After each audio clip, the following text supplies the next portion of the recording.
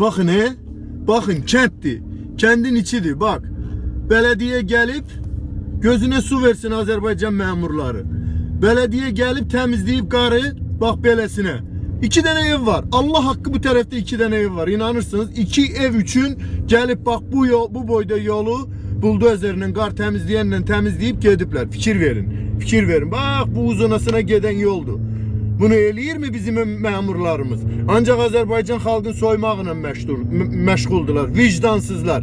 Videoda çəkib qoyuruq, hələ bizi vətən xaini sayırlar. Mən bunu çəkib qoyuram ki siz baxın da, baxın görün Avropalılar ya başka ölkəlerde memurlar dövlət xalqı üçün necə əziyyət çəkir, necə iş görür. Fikir verin. Sağa biri gedir, düzde biri gedir. Bak yolları görürsünüz mü necə təmizləyiblər? 3-4 tane ev üçün kendin içinde.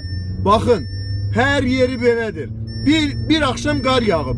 O demek değil ki burada Rusya kimi günlerle qar var ve dövlət bununla məşğuldur. Təsadüfən bir gece qar yağır, səhər açılan kimi bak belə təmizləyirlər.